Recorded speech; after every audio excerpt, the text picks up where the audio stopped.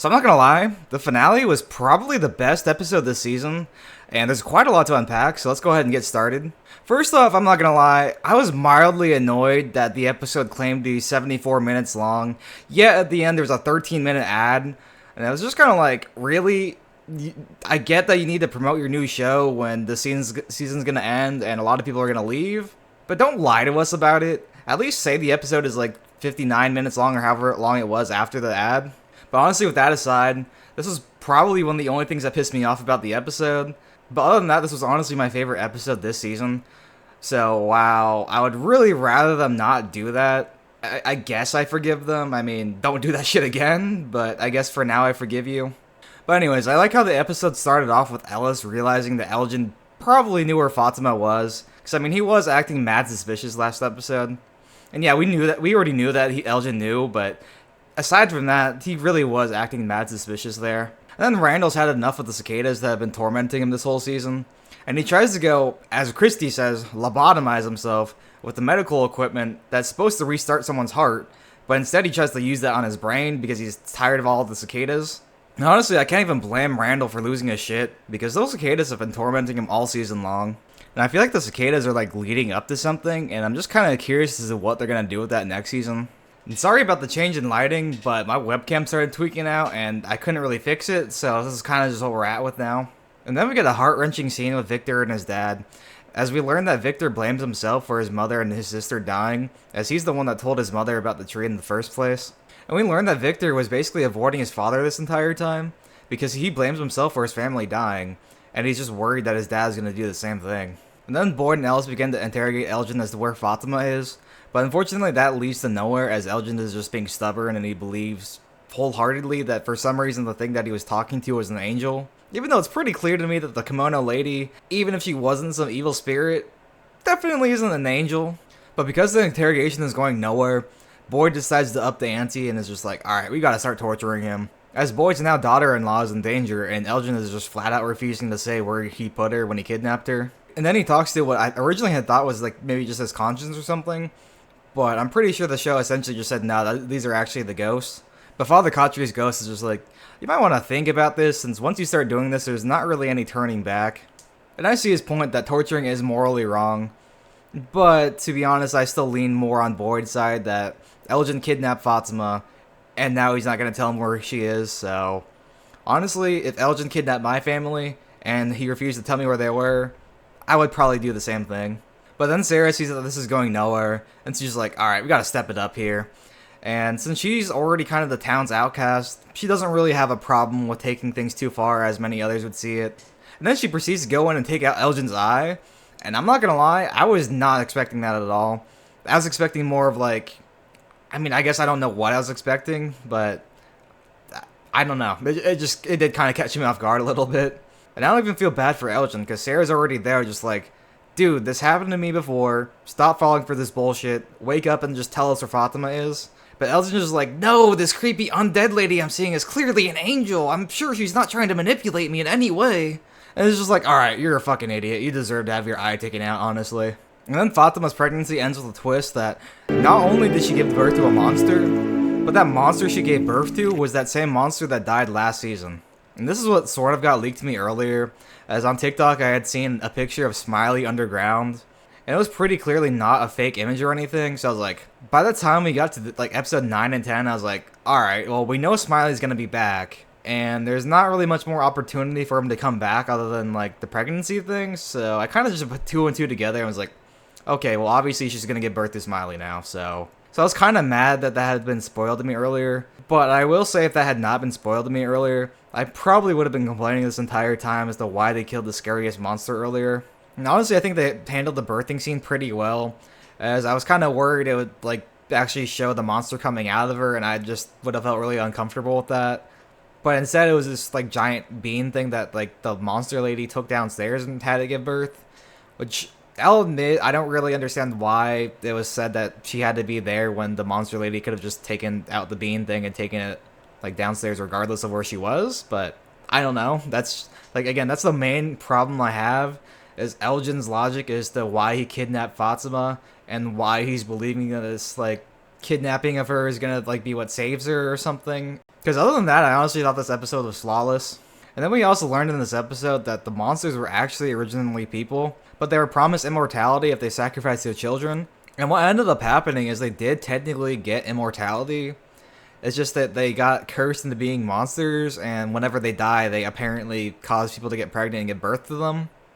I admit it's a little weird, but I can roll with it. And then later on, we also learned that Tabitha and Jade have been reincarnated over and over again, as the original townspeople sacrificed their children. And from what I understand, they tried to stop it, but it didn't work. So they didn't fully get cursed, but they still keep getting sucked into the town over and over again and killed while they try to figure out how to save the children. And I think what they mean by save the children is to free them of the curse. Like, they're still probably going to be dead, but they're at least not going to be cursed there anymore. And honestly, I can see this reincarnation thing working, at least with Tabitha and Jade, as Victor was 10 years old when everyone died, and Tabitha and Jade appear to be around 10 years younger than Victor. I was honestly just worried that every single person in the town was reincarnated or something, and I was just going to be like, it's just a little bit too much for me. I do think it's a little weird thinking that Tabitha is also Miranda, meaning that Tabitha was also technically Henry's wife, and she still has, like, all those memories of the people that she was probably with now. I'm hoping it's either going to be, like, a thing that they just never tell Henry, or it's just kind of just played off as a joke or something, I don't know, but I probably would prefer it to be just not told to Henry. And honestly, I just won't even be surprised if they kill him off next season before he even gets to learn. And then we also learned that Ankui, the thing that the kids were saying, meant remember, as the kids wanted Tabitha and Jade to remember their past lives. And then I did think that one scene with Jade was hilarious, where he was just like, you're going to have to tell us a lot more than fucking Ankui if you want us to figure out what's going on. But I'm guessing it was one of those things where the kids couldn't really fully communicate with them unless they played that song at the tree. And then I like how this episode continued to redeem Jim, as he starts off by, like, apologizing to Jade about how he had acted the previous episode. And I like that we finally got the Jade and Jim collaboration that kind of felt like the first season setup. As again, they were kind of brought in to be these, like, super smart people that would probably figure out the place. And we didn't really see a ton of them collaborating until now. Because, I mean, there was that scene where I think Jade was trying to, like, put out a signal in the tree, and then they ultimately put out the radio signal. But they hadn't really collaborated much other than that. And then Jim did end up actually playing a really big role in, like, figuring out the secrets of the town, as he found out that the things in the bottle tree were basically music sheets, and that they had to play music in front of the tree.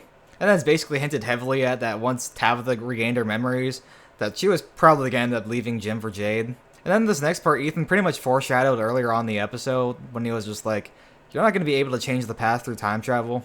And that ends up happening later on in this episode, when Julie from the future tries to save Jim from the man in yellow.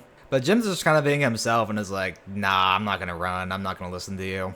And I don't know. I mean, he was probably going to die anyway, since we know the monsters can run, and this guy obviously had it out for Jim. But he should have at least bare minimum been backing up from the guy in yellow when he was approaching him. And he just kind of had, like, no survival instinct there, as the guy in yellow was clearly, like, similar to some of the monsters.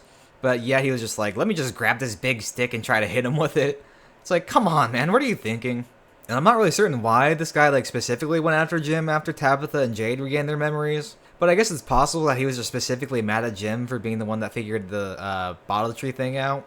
And he says again to Jim right before he kills him that his wife shouldn't have dug the hole. And I think that's one, to remind us that he was the guy on the radio. But it's also him saying that he doesn't want them looking for answers, and that he's killing Jim because he's the one that found out the answers. And it is making me think that Tabitha and Jade are probably at risk now, as it's quite possible this guy's going to go after them next.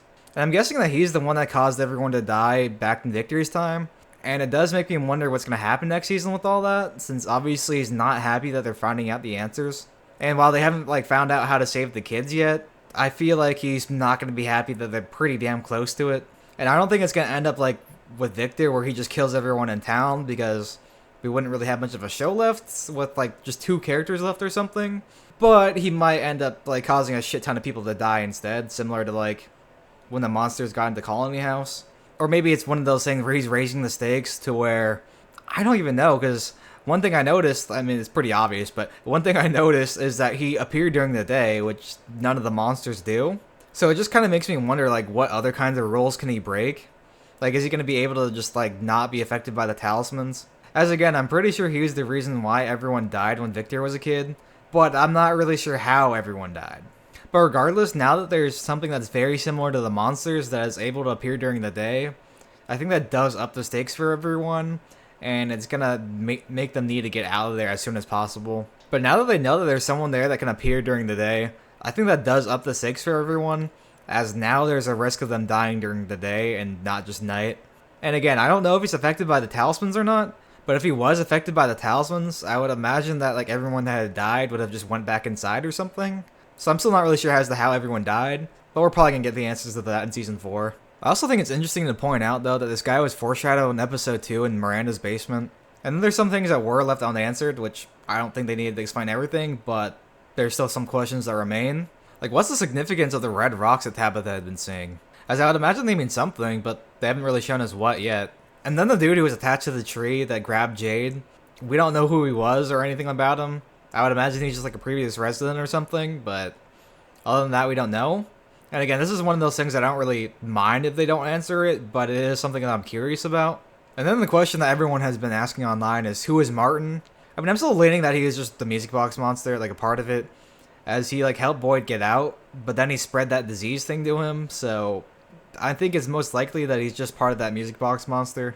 And then nothing came of Jade knocking over that totem in episode 3.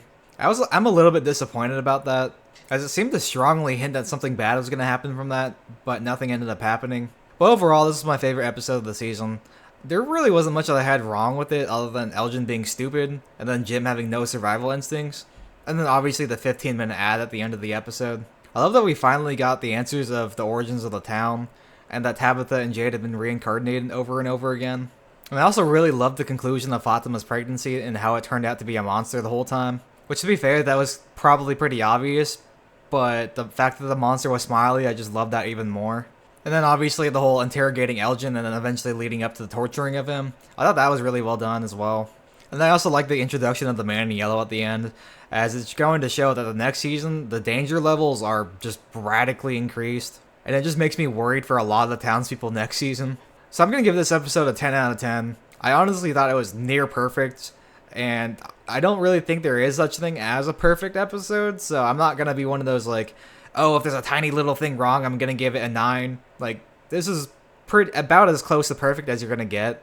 And I think those of you who had watched some of my previous videos would not really be shocked to see that I'm giving this a 10 out of 10 when I had said this is the best episode of the season, as I had given an episode earlier on a 10 out of 10 as well. But do you guys agree with me that this was a perfect episode? Are there any interesting theories that you guys have? Let me know in the comments below. Be sure to leave a like if you made it this far as well. And also please subscribe. I do intend on posting more of these kinds of From videos in the future. I know the season's technically ended, but I probably will post a few videos in between now and the next season. And also be sure to let me know, like, if you are subscribed, as to what kinds of videos like this you'd like to see me make in the future. I know Squid Game's going to come out at the end of December, so I'm probably going to make something on that. But other than that, I'm not going to lie, at this point, I don't really know what I'm going to make videos on yet, so just let me know what you guys want to see. But yeah, thank you guys for watching. I hope to see you guys next time.